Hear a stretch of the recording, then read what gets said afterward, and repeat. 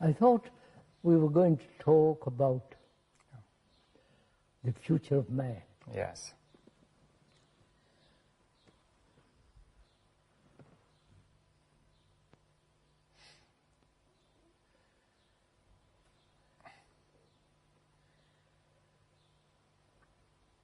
I mean, really, when we talk about man, we're talking about humanity. The whole of mankind. Whole yes. of mankind. Not the British, or the French, or the Russian, or the American, but the whole of the future is all human beings. interlinked now, anyway. Yeah. As things are, but from what one observes, the world has become tremendously dangerous. Yes. Terrorists, wars, and the national divisions and racial divisions. Some dictators who want to destroy the world and so on and so on. And also religiously there is tremendous separation. Yes, and I think there's the economic crisis and the ecological crisis. Yes, which ecological and economic problems. Problems seem to be multiplying more and more. So, what's the future of man?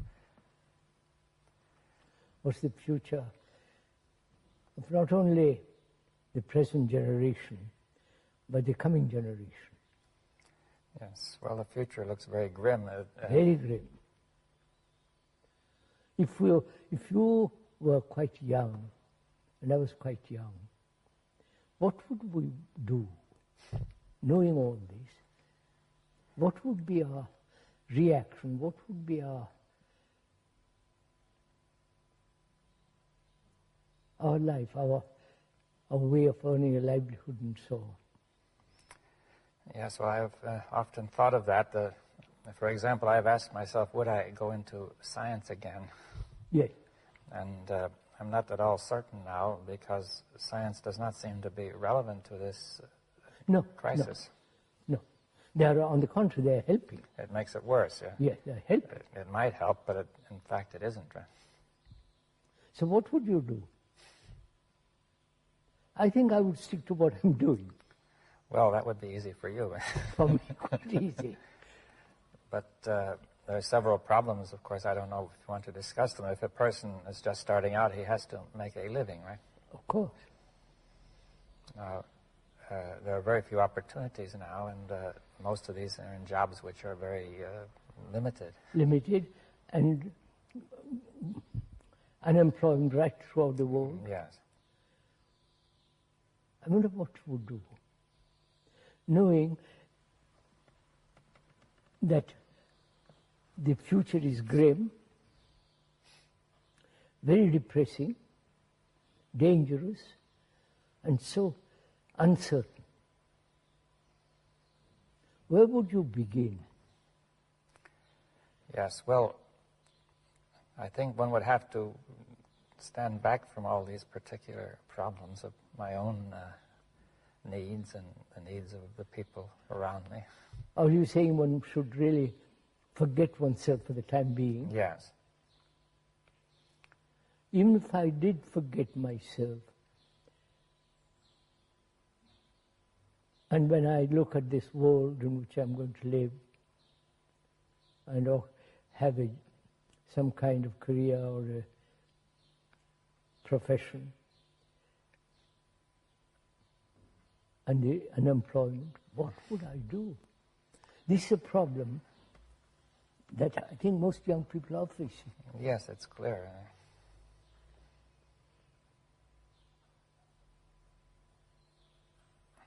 Well, have you something that you would suggest? Huh? Is there something you could suggest?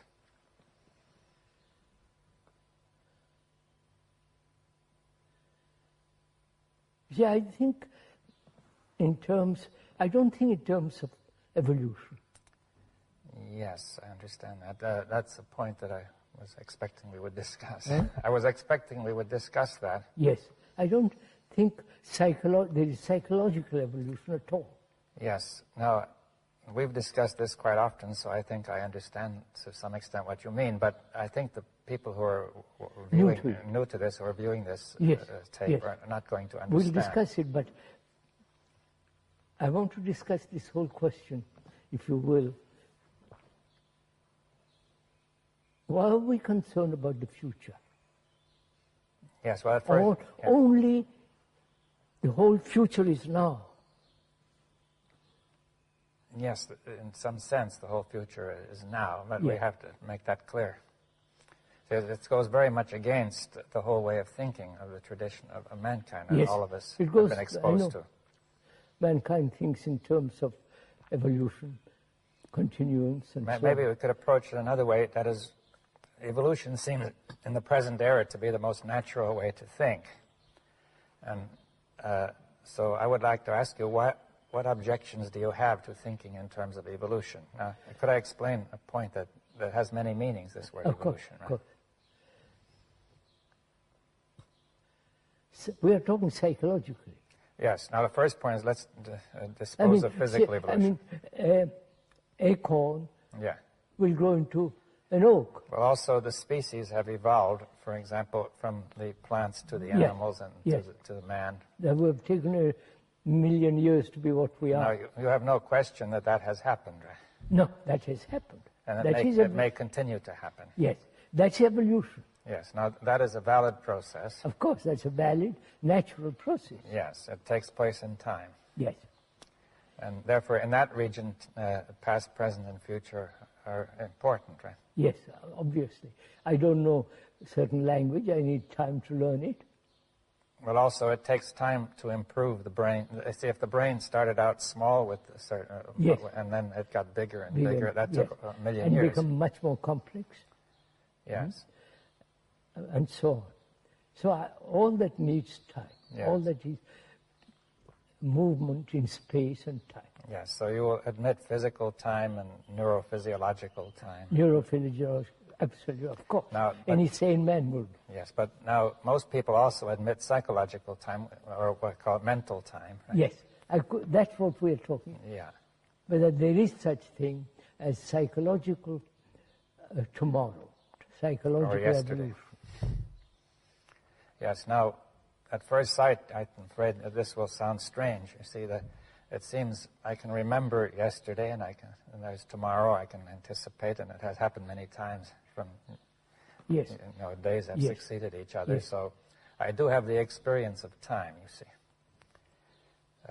from yesterday to today to tomorrow. Right? Of course, of course. Now that's simple enough. That's simple enough. Now, what is it you're denying, you see? I deny that I will be something, become better. That I can change and be. But now there are two ways of looking at that. See, one way is, will I intentionally become better because I'm trying? Or secondly, some people feel that evolution is a kind of a natural, inevitable process in which we are being swept along like in a current, and we are perhaps becoming better or worse, or something is happening to us. Psychologically. Yeah, but psychologically, which takes time, which may not be the result of my trying to become better. Or it may or may not be. Some people may think one way, some another. But are you denying also that there's a sort of a natural psychological evolution as there was a natural biological evolution? I'm denying that, yes. Yes. Now, why do you deny it? Because first of all, what is the psyche? Yes. The me, the ego, and so on. What is it? Yes, well, now, the word psyche has many meanings. It may mean the mind, for example. Now, do you mean by that the ego is the same thing? The ego. I'm talking of the ego, the me. Yes. Now, some people who are thinking of evolution are thinking there will be an evolution in which the me is transcended. That is, that it will rise to a higher level. Yes. Does transition need time? A transcendence, a transition. Yeah. That's my whole question. Yes.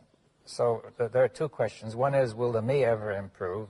Now, that's one argument. And another argument is, even if we suppose we want to get beyond the me, can that be done in time? Is that it? That cannot be done in time. That's yes. Now, we have to make it clear why not. Yes, I will. We'll go into it. What is the me? If the psyche has such a different meanings, the me is the whole movement which thought has brought about. Well, why do you say that? The me is the consciousness, my consciousness.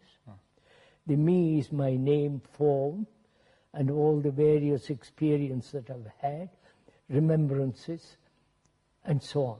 The whole structure of the being is put together by thought. Yes, well, that again will be something which some people might find it hard to accept. That Yeah, of course, we're discussing. Yeah, but I mean also to try to bring it out. Now, Yes. The first experience, the first feeling I have about the me is that the me is there independently and that the me is thinking. That Is the me independent of my thinking? Well, my own first feeling is the me is there independent of my thinking, and it is the me that is thinking. You see, like Yes, yes. I am here and I could move my arm, or I could think, or I could move my head, you know. Yes, yes. Now, is that an illusion? No. What? Because the me, when I move my arm, there is the intention to grasp something, to take something, to put something, which is also, first, is the movement of thought, and that makes the arm move, and so on. My contention is, and I'm ready to accept it's false or true, that thought is the basis of all this. Yes. Your contention is that the whole sense of the me and what it is doing is coming out of thought. Now, what you mean by thought, though, is not merely intellectual thought. No, of course not. But what more? Let me see. Thought is a movement of experience, knowledge, memory, and thought. It's this whole movement. It sounds to me as if you mean the movement of consciousness as a whole. As a whole, that's right. And you say, and that now you're saying that movement is the me, right? That the whole content of that consciousness is the me. Yes. Well, there's quite a few. That me is not different from my consciousness. Yes. Well, someone might feel, but I think one could say that I am my consciousness, because if I'm not conscious, I'm not here, right? Of course. Now, is consciousness nothing but, say, what you have just described, which includes thought, feeling, intention, aspirations, memories, beliefs, dogmas, the rituals I perform, the whole, like the computer that's been programmed. Yes. Now, there are some. That certainly is in consciousness. Everybody would agree. But some people would feel, or many people would feel, that there's more to it than that. That consciousness may go beyond that. Let's go into it. It is the content of consciousness makes up the consciousness, the content. Yes, I think that requires, some understanding that, you see, the ordinary use of the word content is quite different. If you say that the content of a glass is water, right? Yes. So the glass is one thing and the water is another, right? No. It contains, the water glass contains the water. Now the word content would suggest that something contains it, right? All right.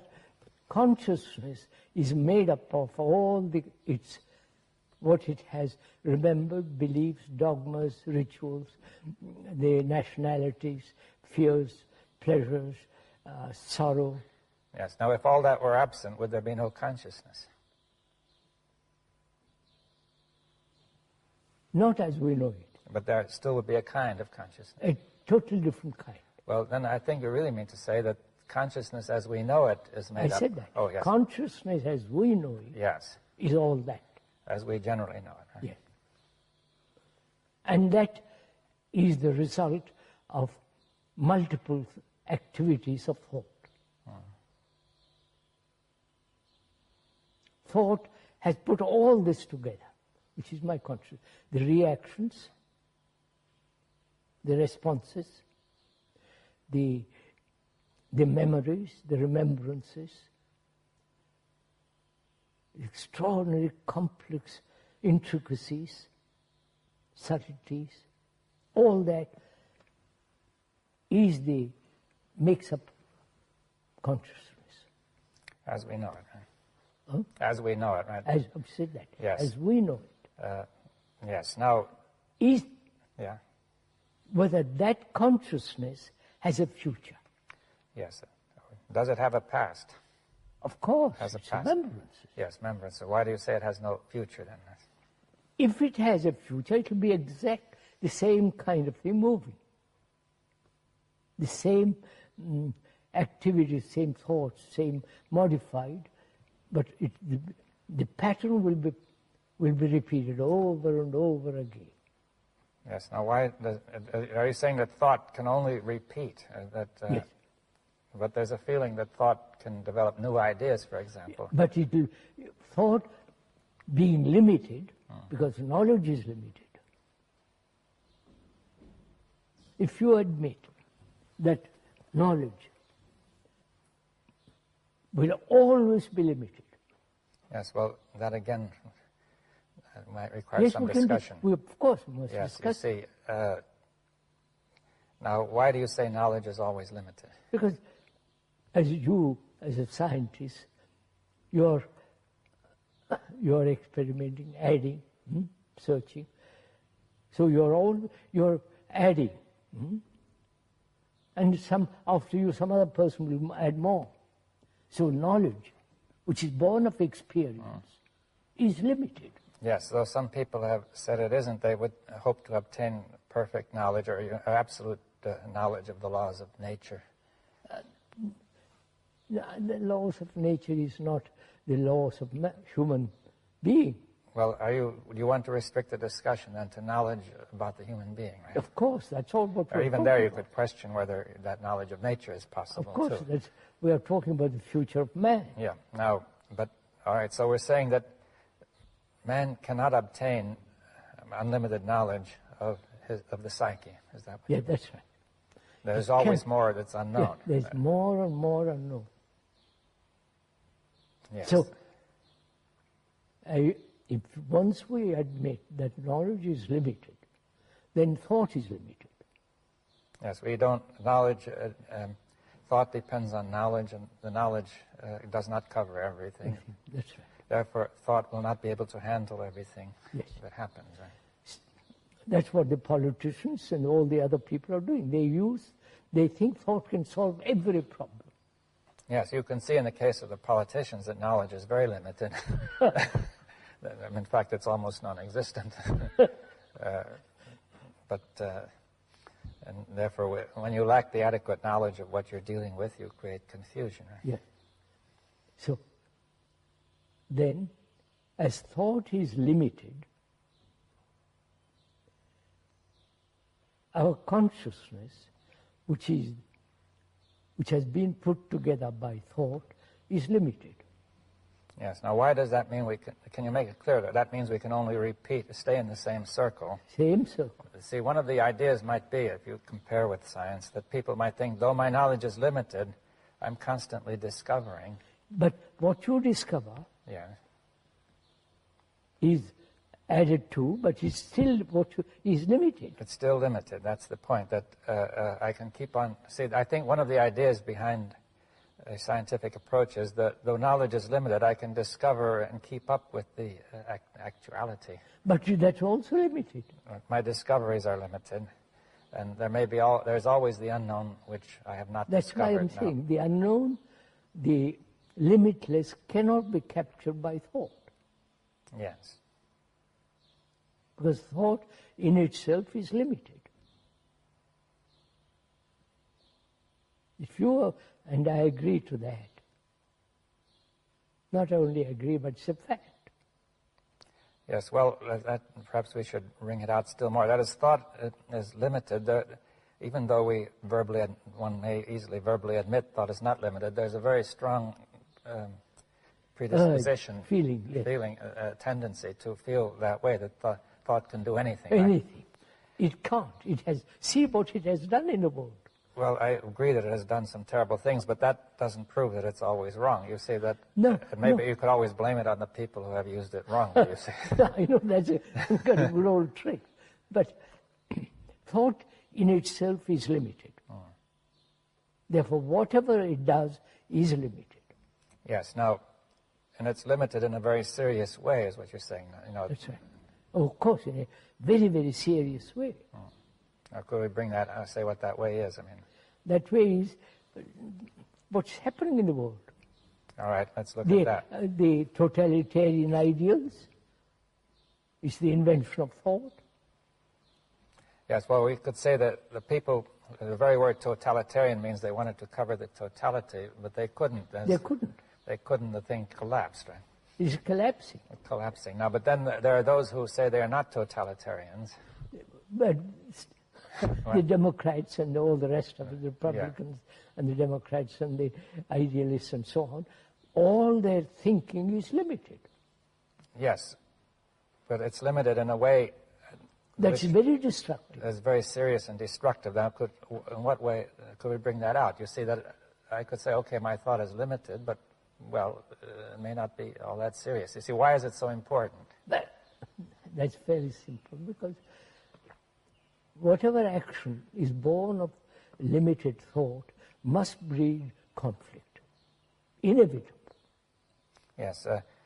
Like dividing humanity into geographically, into nationalities and so on, so on, so on, religiously, has created havoc in the world. Yes, now let's connect that with the limitation of thought. That is, my knowledge is limited, right? We said that. And how does that lead me to divide the world into? Aren't we seeking security? Yes. And we thought there was security in the family, security in the tribe, security in nationalism. So we thought there is security in division.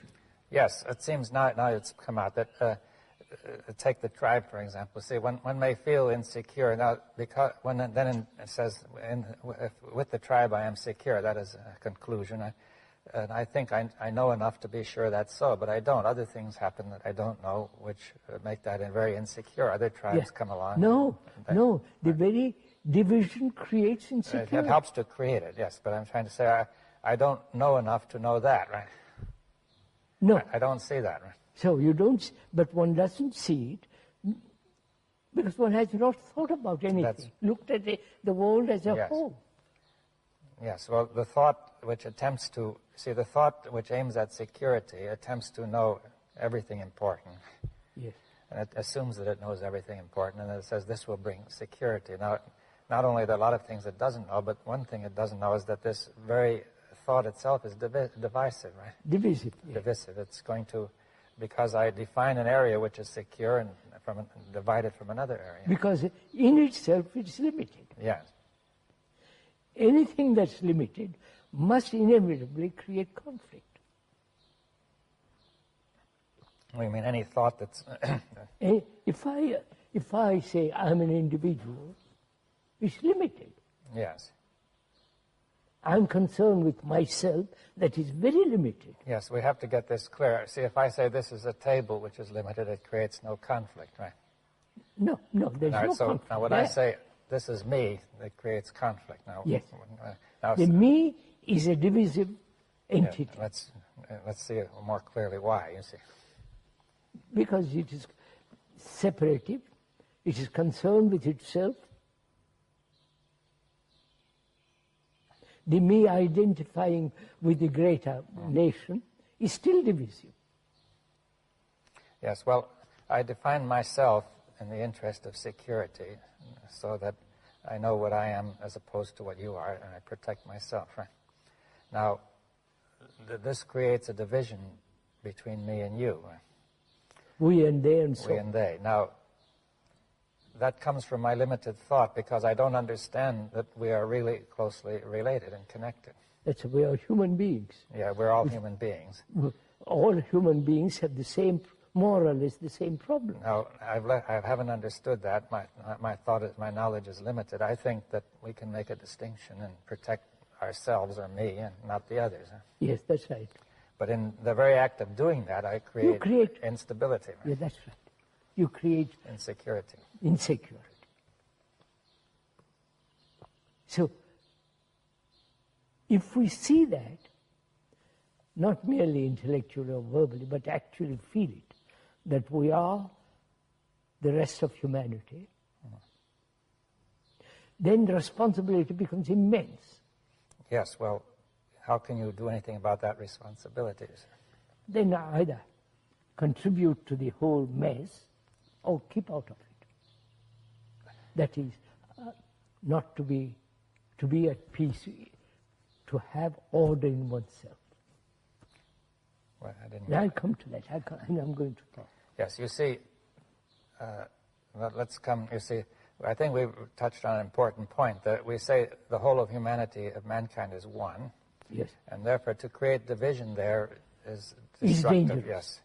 Now, whereas to create division between me and the table is not dangerous, because in some sense we are not one, though. Me and the trees. That's only in some very general sense that we are one. But yes. Now, mankind doesn't realize that it is all one. I think we have. You see, Why? Well, Why? let's go into that. You see, I think we've been going. That this is a crucial point. That it's clear it doesn't, because there's so many divisions, and not only in nations and religions, but from one person to another. I know. Why is there this division? There, first of all, is the feeling, at least in the modern era, that every human being is an individual. Right. This may not have been so strong in the past. That's what I question. I question altogether whether we are individuals. Yes, well, that's a big question, because... Yeah, of course. We said just now, the consciousness, which is me, is similar to the rest of mankind. They all suffer. Yes. They all have fears. They're all insecure.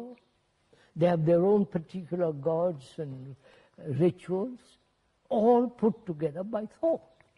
Yes, well, I think this calls for some,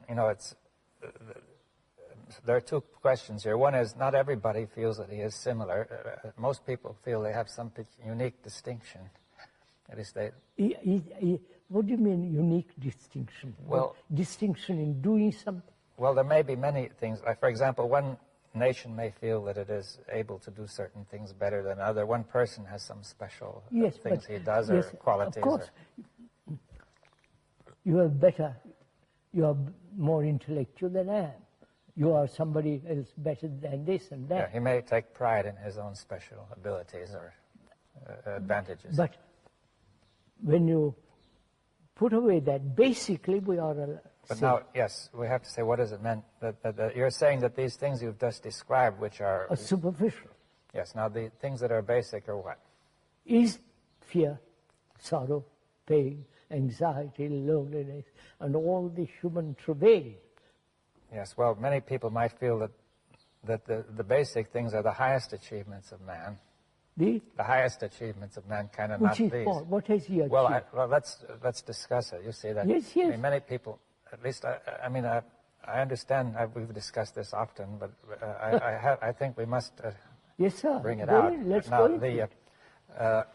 What have we achieved? Well, for one thing, people may feel proud of the achievement of man in science and art and culture and we have technology. Achieved in all those directions, certainly we have. Yes. Vast technology, communication, travel, medicine, surgery. Yes. Has advanced tremendously. Yes, I mean, it's really remarkable in many ways. There's no question about it. Yeah. Now, you're what saying that have we psychologically achieved? Yes, I mean, one point is to say none of this has affected us psychologically. That's right. And the psychological question is more important than any of the others, because if the psychological question is not cleared up, the rest is dangerous. Yes. They're quite right. Dangerous. If we psychologically are limited, then whatever we do will be limited. And the technology will then be used by our limited... Yes, the master is this limited psyche and not the rational structure of technology. And in fact, technology then becomes a dangerous instrument. Now, so that is one point, that the psyche is at the core of it all. And if the psyche is not in order, then the rest is useless. If the house is in order... Yeah, and now the second question is, although we're saying that there are certain basic disorders in the psyche, or lack of order, which is common to us all, and we may all have a potential for something else. But the second point is, are we all one, really, you see?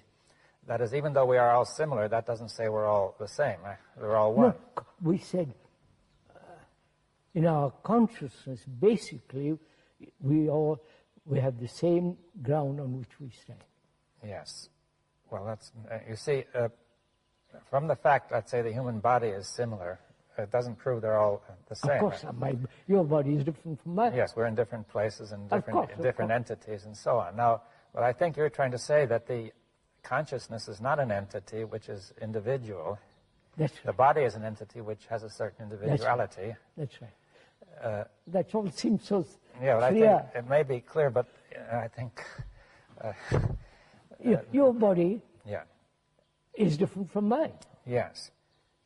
I have a different name than you. Yeah, well, we also have different, though similar material, it's different. We can't exchange, because the proteins in one body may not agree with those in the other. Now, many people feel that way about the mind, saying that there's a chemistry between people which may agree or disagree. No, but actually go deeper into the question.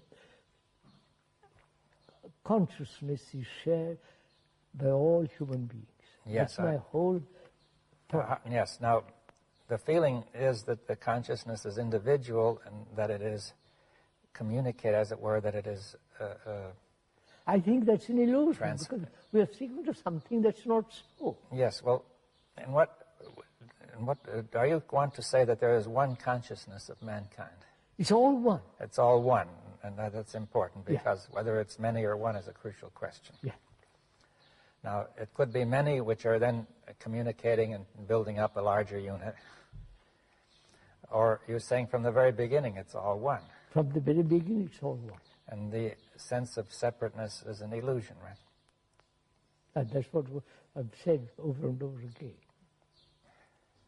That seems so logical saying. The other is insanity. Well, yes, now people don't feel that, one doesn't immediately feel that the notion of separate existence is insane, because one extrapolates from the body to the mind. One says it's quite sensible to say my body is separate from yours, and inside my body is my mind. And that, now, are you saying the mind is not inside the body? Now, that's quite a different question. Right. Let's finish with the other point. Yeah.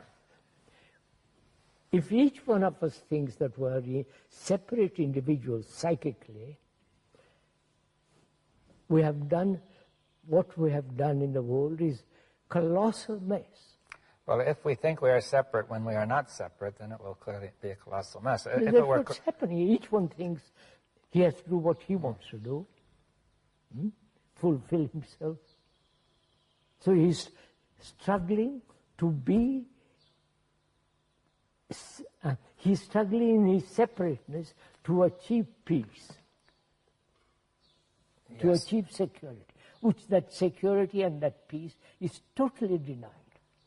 Yes, well, the reason it's denied is because there is no separation. You see, if there were really separation, it would be a rational thing to try to do. But actually. But if we're trying to separate what is inseparable, the result will be chaos, right? That's right. Now, that's clear. But I think that it will not be clear to people immediately that the consciousness of mankind is one inseparable whole. Yes, sir. Inseparable whole. Absolutely right. And many questions will arise if you once even consider the notion, but I don't know if we have gone far enough into this yet, that one question is, why do we think we are separate? Why? Why do I think I'm separate? That's my conditioning. Yes, but how did we ever adopt such a foolish conditioning? From childhood, it's mine, my toy, not yours. Yeah, but the first feeling you get is, I say it's mine because I feel I'm separate. You see, yes, now, one doesn't start out, see, it isn't clear how the mind, which was one, came to this illusion that it is all broken up into many pieces. I think it's again the activity of thought. Thought, in its very nature, thought is divisive, fragmentary, and therefore I'm a fragment. Yes, well, thought will create a sense of fragments. You see, you could see, for example, that once we decide to set up a nation, then we will be separate from, think we're separate from the other nation, and all sorts of things, consequences follow, which make the whole thing seem independently real, that you have all sorts of separate language and separate laws and separate this, and you set up a boundary. And after a while, you see so much evidence of separation that you say, you forget how it started, and you say, that was there always, and we are merely proceeding from what was there always. That's why I feel if once we grasp the nature of thought, the structure of thought, how thought operates, what is the source of thought, and therefore it's always limited. If we really see that, then... Now, the source of thought is what? Is it memory? Memory. Yes. Memory is a remembrance of things past, which is knowledge, and knowledge is the outcome of experience, and experience is always limited. Yes, well, thought includes, of course, also the attempt to go forward, to use logic, to take into account discoveries and insights. You know. As we were saying some time ago, thought is time. Yes. Now, all right. So let's. Now, that thought is time. Now, that requires more discussion too, because I see the first experience is to say time is there first, and thought is taking place in time. Right? I know.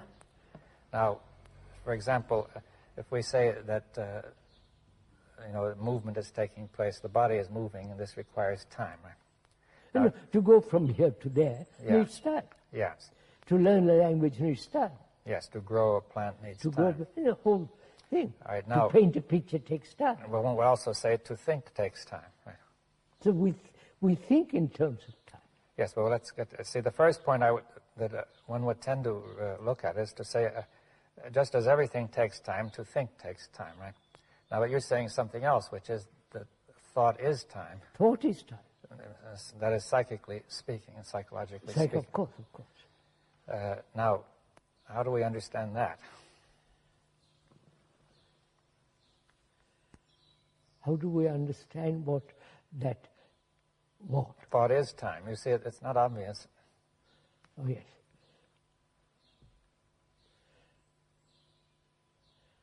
Would you say thought is movement and time is movement? Right, that's movement. Now, yes, well, these are, you see, time is a mysterious thing. People have argued about it. You know, we could say that time requires movement. I could understand that we cannot have time without movement, right? Time is movement. Time is movement. Now, but not time is not separate.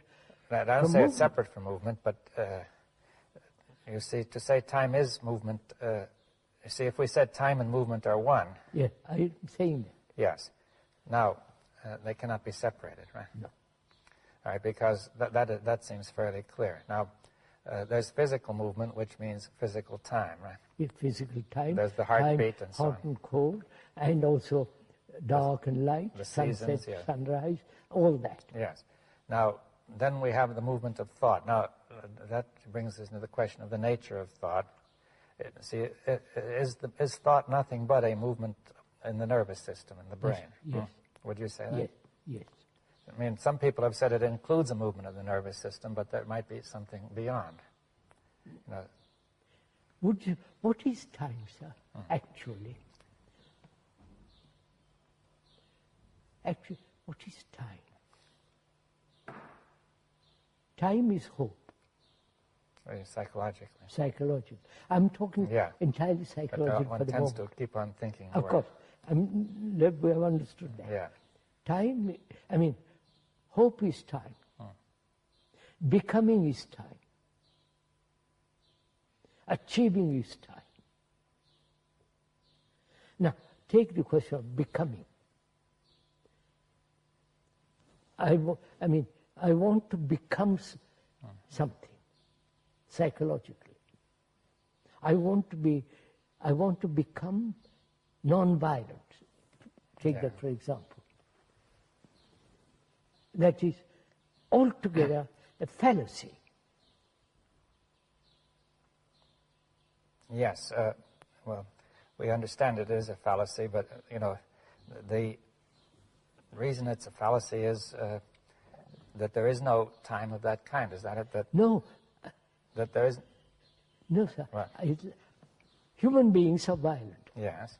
And they've been talking a great deal, Tolstoy in India, of non-violence. The fact is we are violent. Yes, but... And the non-violence is not real.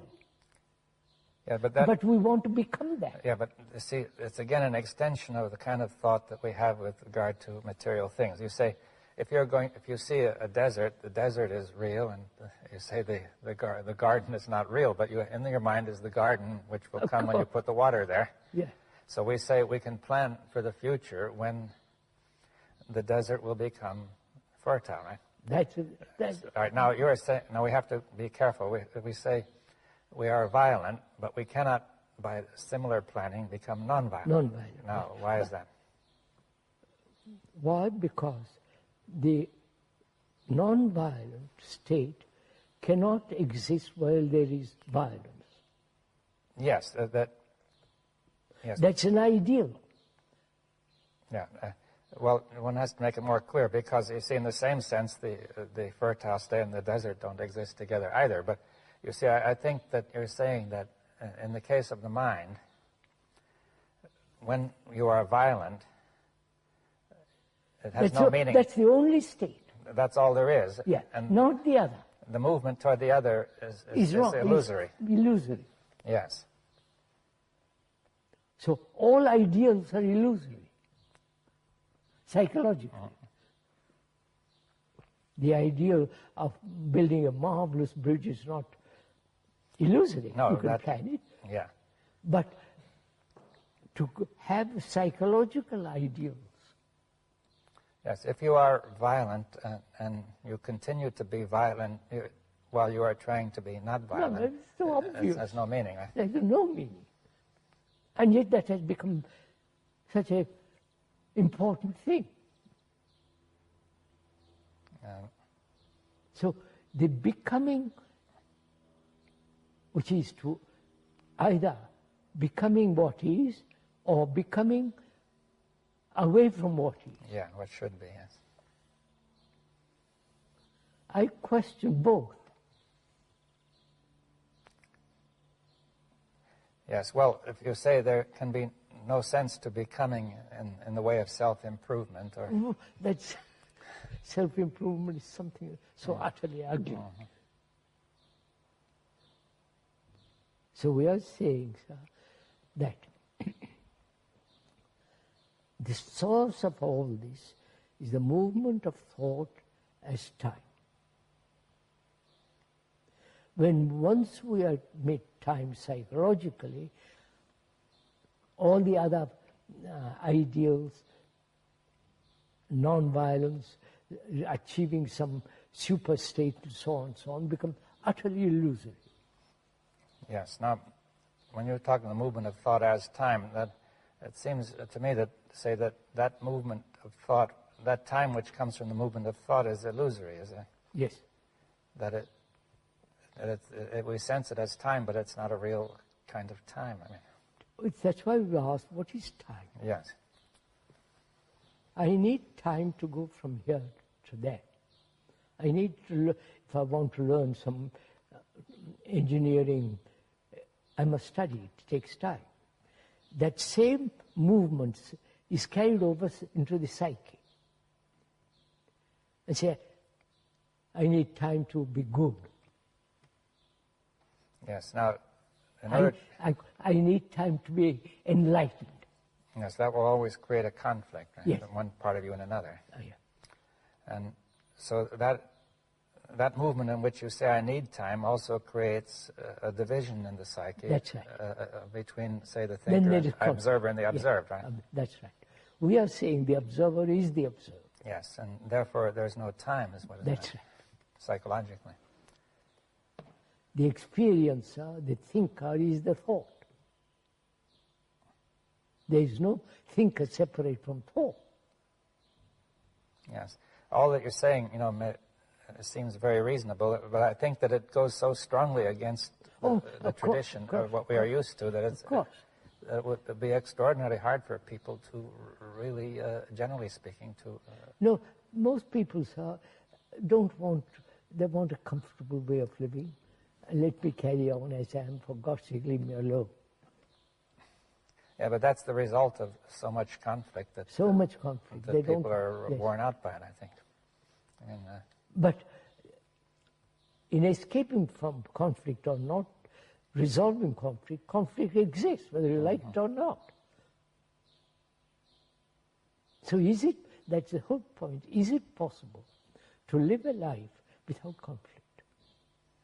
Yes, well, that's all implicit in what has been said. That's right.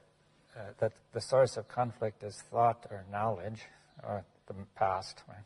So then one asks, is it possible to transcend thought? Yes.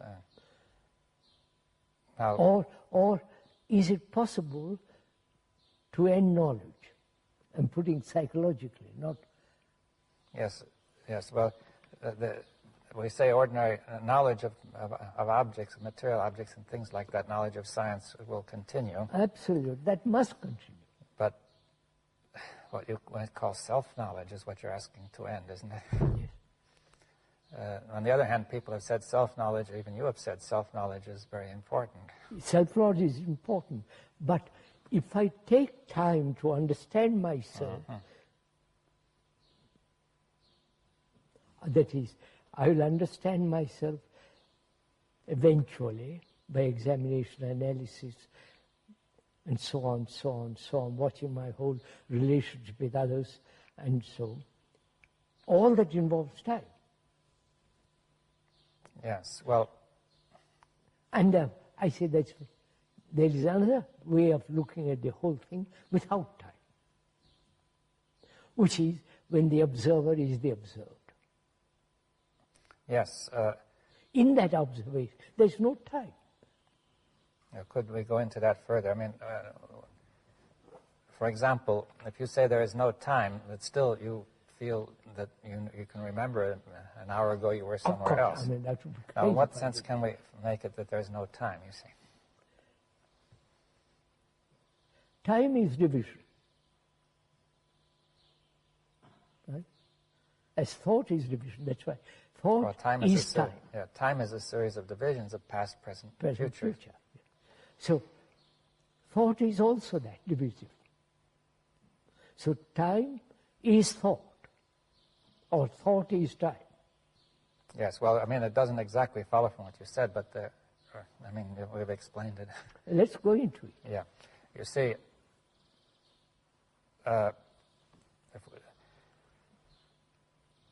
at first sight, one would think that there are thought makes divisions of all kinds, with a ruler and with all kinds of things. It also divides up intervals of time, past, present, and future.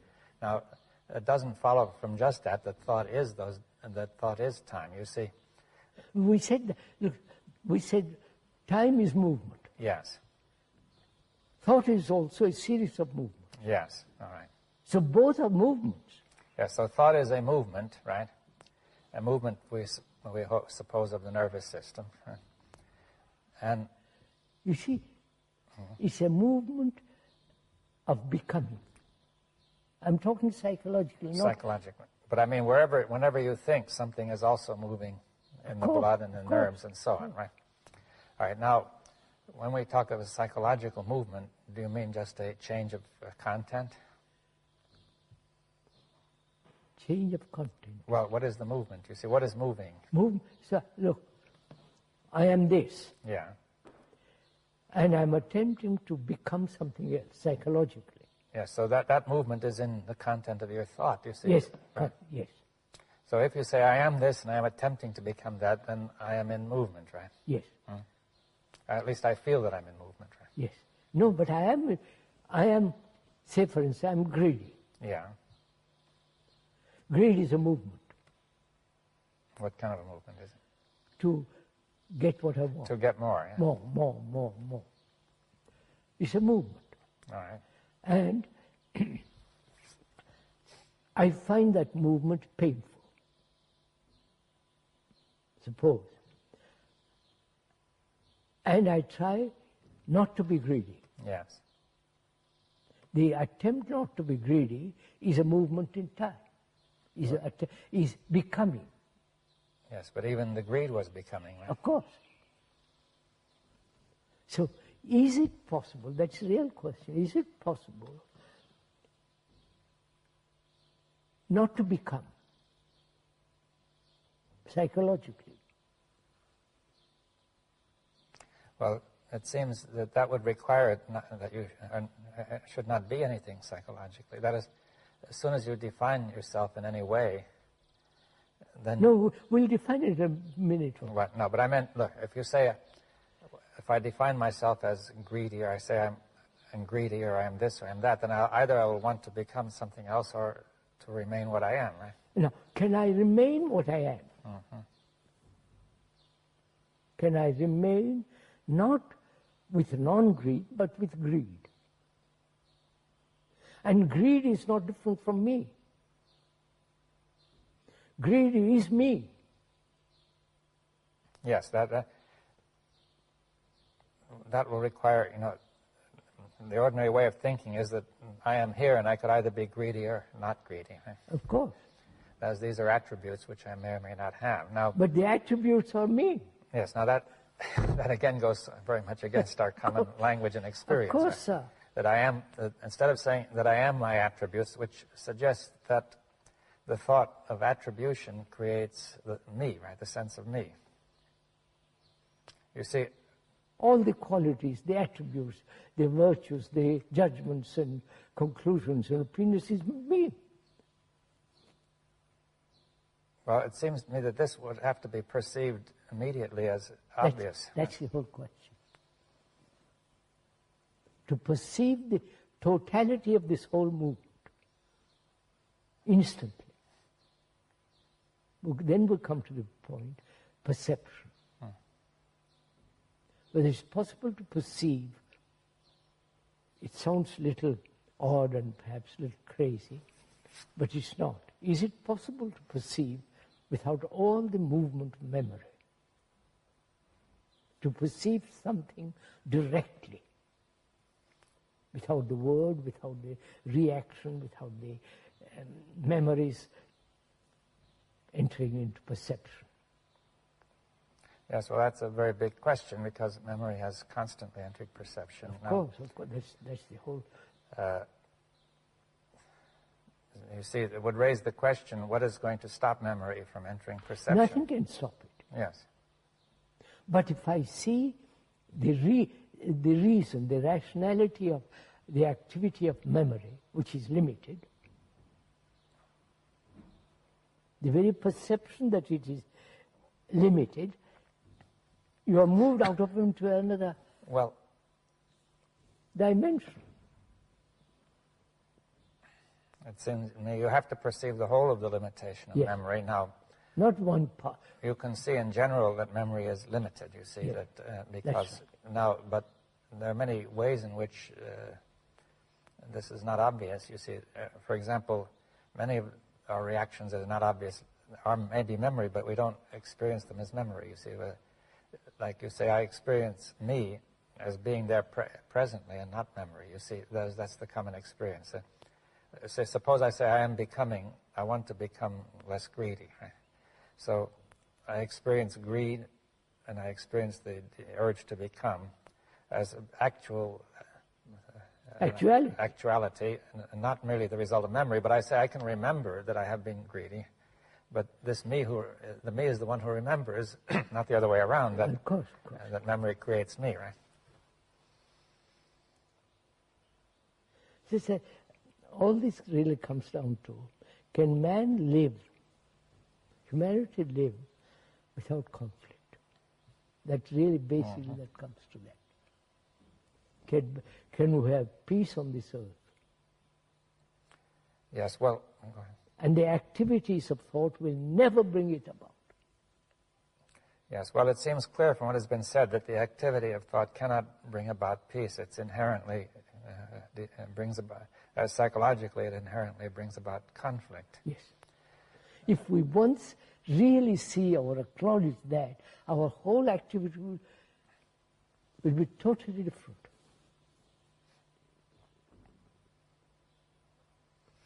And are you saying that there is an activity which is not thought, then? Which is not? Which is beyond thought. Yes.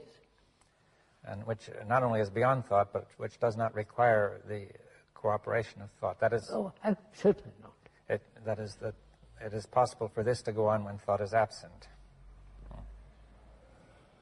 That's a real point we have often discussed. Yeah. Whether there is anything beyond thought. Not something holy, sacred, I'm not talking that. I'm talking, is there an activity which is not touched by thought? We are saying there is. And that activity is the highest form of intelligence. Yes, well, now we brought in intelligence. I know. I purposely brought it in. So intelligence is not the activity of cunning thought. There is intelligence to build a table. Yes, but intelligence can use thought, as you were often said, right then. Intelligence can use thought. Yes, or thought can be the action of intelligence, would you put it that way? Yes. Or it could be the action of memory. Huh? That's it. Either the action is born of memory, and therefore memory is limited, therefore thought is limited, and it has its own activity, which then brings about conflict. Yes. I think this would connect up with what people are saying about computers. You see, every computer must eventually depend on some kind of memory, Memory, yes. Which is put in, or else programmed, and that must be limited, right? Of course. Because now, therefore, when we operate from memory, we are not very different from a computer. Or the other way around, perhaps the computer is not very different from us. I'll say once, a Hindu has been programmed for the last 5,000 years to be a Hindu. Or in this country, or you're being programmed as British. Or as a Catholic, or a Protestant. Yes. So we're all programmed up to a certain extent. Yes. Now then we could say that you're bringing in the notion of an intelligence which is free of the program, which is creative perhaps. Yes, that's right. And that intelligence has nothing to do with memory and knowledge. Yes, it may act in memory and knowledge, but it has nothing to do with it in its origin. It origin. may act through memory, etc. That's right. And how do you find out whether it has any reality, not just imagination and romantic nonsense? How do you find out? To come to that, one has to go into the whole question of suffering, whether there's an ending to suffering. And as long as suffering and fear and the pursuit of pleasure exist, there cannot be love. Yes, well, there are many questions there. Now, the first point is, say, suffering, or including pleasure, fear, and suffering, and I suppose we can include anger and violence and greed in there. Of course, otherwise... Yes. Now, we could say that all those, we're saying, first of all, that all those are the response of memory. Yes. They're nothing to do with intelligence. All part of thought and memory. And that as long as they are going on, it seems to me that intelligence cannot operate in thought. That's right. or through So thought. there must be the freedom from suffering. Yes, well, that's a very key point. Now, That's a really very serious and deep question, whether it's possible to end suffering, which is the ending of me. yes, well, yes, again, of course, it may seem repetitious, but the feeling is that I am there, and I either suffer or don't suffer. That is, I either enjoy things or suffer. Yes, I know that. Now, I think you're saying that suffering arises from thought. It is thought. Identified. Yes, and that... Attachment. So what is it that suffers? You see, there's this feeling, it's really the opposite of the feeling of pleasure, it seems to me, that whenever pleasure, memory may produce pleasure, and then when it doesn't work, it produces, when it's frustrated, Pain. it produces pain and suffering. Not only that, suffering is much more complex, isn't it? Yes. Suffering. What is suffering? Yes, well, that's... The meaning of the word is to have pain, to have grief, to feel utterly lost, lonely. Yes, well, it seems to me that it's not only pain, but a kind of a total pain, Yes. a very pervasive... But suffering is the loss of someone. loss of something very important, right? Yes, of course. Loss of my wife or loss of my son, brother, whatever it is. And the desperate sense of loneliness. Yes, or else just simply the fact that the whole world is going into such a state. Of course. I mean, all the wars. And makes everything meaningless, you see. What a lot of suffering the Falkland Wars have Yeah. created. Well, all these wars, I mean, it's... And wars have been going on for thousands of years. That's why we are carrying on with the same pattern of the last 5,000 years or more of wars. Yes, now, one can easily see that the violence and hatred in wars will interfere with intelligence. Obviously. Now, it's not quite so obvious. See, I think some people have felt that suffering, by going through suffering, people become intelligent, purified, like going through the crucible, yes, the metal yes, being refined in the crucible, right? I know that through suffering you learn. Or you are purified in some way. You are purified. This is through suffering. Your ego is vanished. Yeah, dissolved, Dissolved. refined. It doesn't. People Yes. have suffered immensely. How many wars, how many tears. And the destructive nature of governments. Yeah, so they've suffered any number of things. I can multiply them. Unemployment, ignorance of all Yes, well, that. disease, pain, Oh. everything. But you see, what is suffering really? Why does it destroy intelligence or interfere, why does suffering prevent intelligence? What is going on, really? Suffering is only concern, is a shock, I suffer.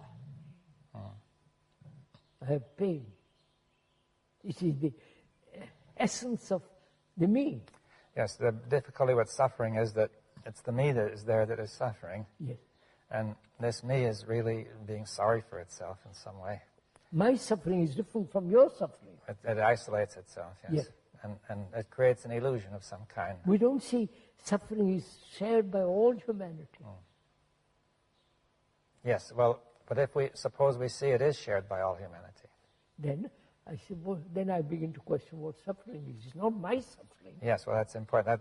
In order to understand the nature of suffering, I have to get out of this idea that it's my suffering. My suffering. Because as long as I believe it's my suffering, I have an illusory notion of the whole thing. Now that's... And I can never end it. Yeah, well, but not if you're dealing with an illusion, well, you can do nothing with it. But you see, why we have to come back. Why is suffering the suffering of humanity? See, at first it seems that, I feel a pain in the tooth, or else I have a loss, or something has happened to me, and the other person seems perfectly happy. Yes, that's right. But also he's suffering too in his own way. Yes, at the moment you don't see it. He doesn't see it, but he has his problems too. Right? So suffering is common to all humanity. Yeah, but the fact that it's common is not enough to make it all one. It's actual. Yes, but I want to say, are you saying that the suffering of mankind is all one, inseparable? Yes, sir. That's what I've been saying. As is the consciousness of mankind. Yeah, that's right. That when anybody suffers, the whole of mankind is suffering, right? If one country kills hundreds and thousands of human beings, the whole point is we have suffered from the beginning of time. We have suffered. And we haven't solved it. No, that's clear. It hasn't been solved. We haven't solved it. But see, we I haven't think ended suffering. I think you've said something. The thing you've said, which is that the reason we haven't solved it is because we are treating it as personal or as a small group, where it cannot. That's an illusion. Now, any attempt to deal with an illusion cannot solve anything. Now, we would like to make it very clear. Thought cannot solve anything. Well, yes, psychologically. Because the thought, you can say that the thought itself divides. Let's say, put it, thought is limited. It is not able to see that this suffering is all one, right? Yes, and therefore it divides it up, right? That's It's mine and yours and theirs. That's And that creates illusion, which only multiplies suffering. Now, it seems to me that that the statement that suffering of mankind is one is inseparable from the statement the consciousness of mankind is one, right? We said that. Yes. Suffering is part of our consciousness. Yes. But one doesn't get the feeling immediately that this suffering belongs to the whole of mankind, you see. So, the world is me, I'm the world. Yes, you've often said that. Yeah. But we have divided it British Earth and French Earth. Now, do you mean by the world the physical world or the world of society? Or the world of society, world of psychological world, chiefly. Yes, so we say the world of society, of human beings, is one. And I am, now when I say I am that world, what does that mean? The world is no different from me. The world and I are one? Yes. Right, we are inseparable. Yes. And that requires, that's real meditation, that's real, you must feel this in not just verbal statement, it is an actuality.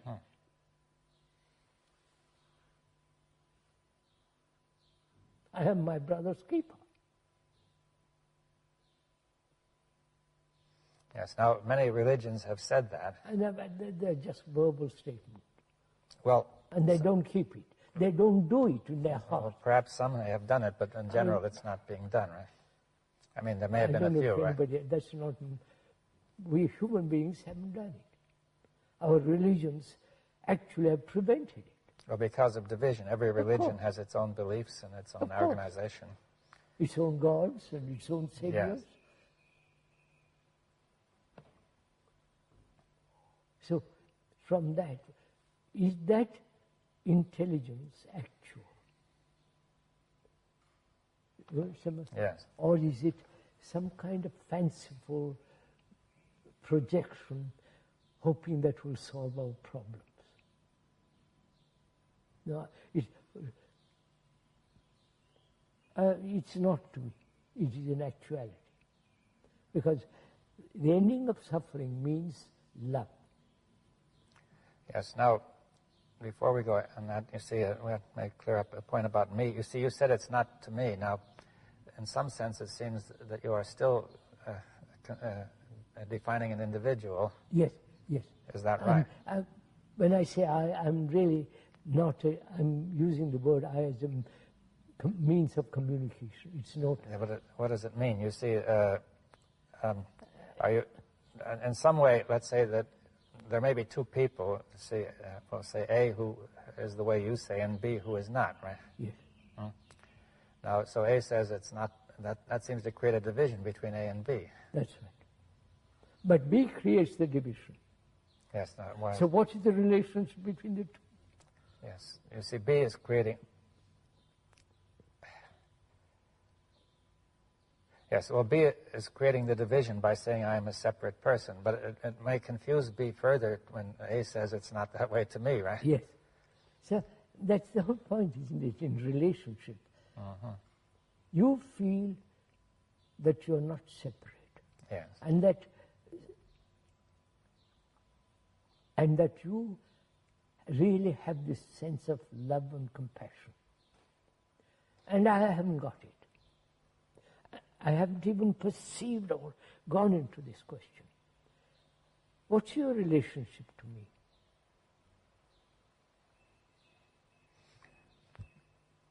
Yes, well...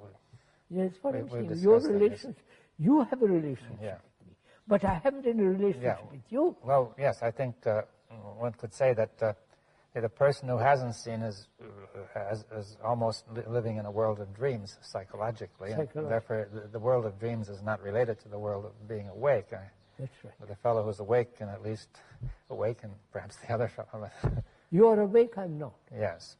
And if I'm, then your relationship with me is very clear. But I have no relationship with you. I cannot. I insist on division, and you don't. Yes, in some way we have to say the consciousness of mankind has divided itself. It's all one, but it has divided itself Of course. by thought, right? That's what we've been through. Yes, and that's why we're in this situation. That's why all the problems that humanity has now, psychologically as well as in other ways, is the result of thought. And we are pursuing the same pattern of thought. And thought will never solve any of these problems. So there is another kind of instrument, which is intelligence. Yes, well, that opens up an entirely different subject. Yeah, I know. And you also mentioned love as well, or compassion, right? Without love and compassion, there is no intelligence. Yes, and that you cannot be compassionate if you are attached to some religion, some post, you're tied to a post like an animal tied to a post, and it can think it is compassionate. Yes, well, as soon as your self is threatened, then you cannot, it all vanishes. But you see, what you really think is important. Self hides behind other things. Yeah. Oh, I mean, noble ideals. Yes. Right? It has immense capacity to hide itself.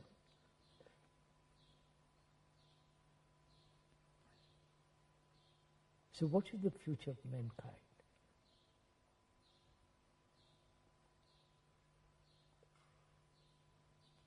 From what one observes is leading to destruction. Well, that's the way it seems to be going, yes. Very gloomy, grim, dangerous, and if one has children, what is their future? To enter into all this?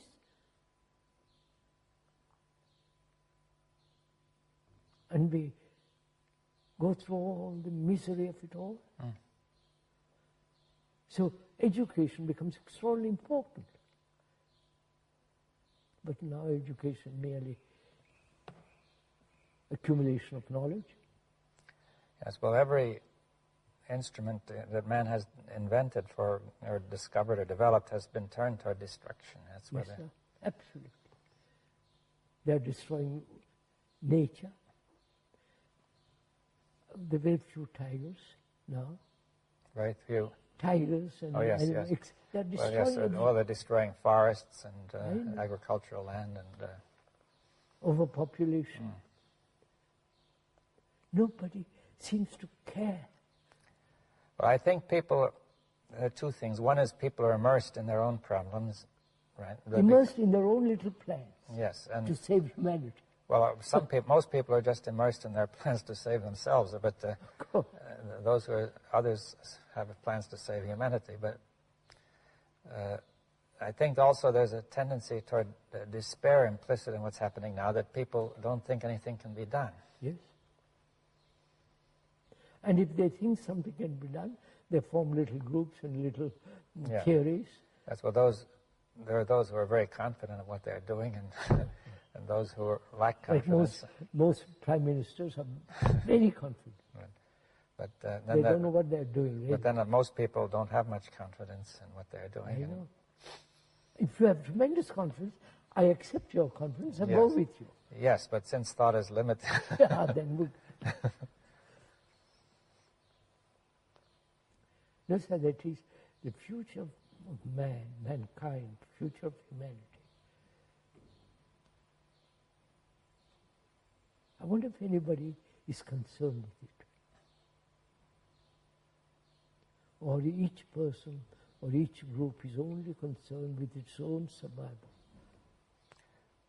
Well, I think the first concern is always has been with survival, either the individual or the group. You see, that has been the history of mankind. Therefore, perpetual wars. Yes. Perpetual insecurity. Yes, but this is, as you said, the result of thought, which makes the mistake of, on the basis of being incomplete, to identify the self, with a group and so on. You happen to listen to all this. You agree to all this. You see the truth of all this. Those in power will not even listen to you. No. They are creating more and more misery, more and more becoming dangerous. How do you then, what's the point of you and I agreeing, seeing something true? This is what people are asking. What's the point of you and I seeing something to be true?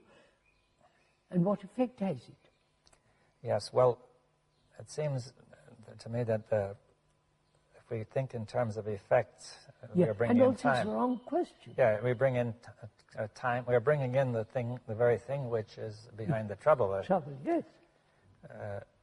That is, their first response would be, we quickly must get in and do something to change the course of events. Therefore, form a society, foundation, organization, all the rest. But you see, our mistake is that to do that, we must think about something, and that thought is incomplete, right? We don't really know what's going on. Yeah.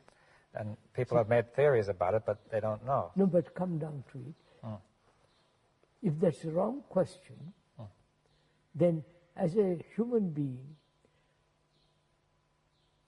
who is mankind, what is my responsibility? Well, I think it's the same as... Apart from effect and all that. Yeah, we can't look toward effects, we see.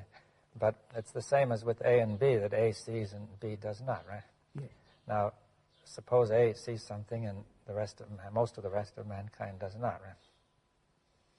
Then it seems that, see, one could say mankind is in some way dreaming, asleep. It's dreaming. It's caught in an illusion. Illusion, and the point is that to somehow, if somebody sees something, then his responsibility is to help wake that person, wake the others up, right? To get out of the illusion. That's just it. I mean, this has been the problem. That's why the Buddhists have projected the idea of the Bodhisattva, who is compassionate and is essence of all compassion, and he's waiting to save humanity. Sounds nice. It's a happy feeling that there is somebody doing this, but in actuality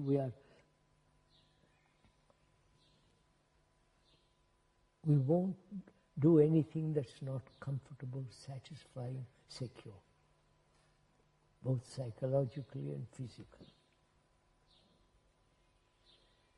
Yes, well, that's the source of the illusion, basically.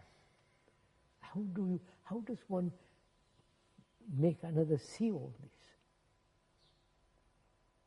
They haven't time, they haven't the energy, they haven't even the inclination, they want to be amused. How does one make X see this whole thing so clearly that she says, all right, I've got it, I'll work. And I see I'm responsible, I won't be all the rest of it. I think that's the tragedy of those who see and those who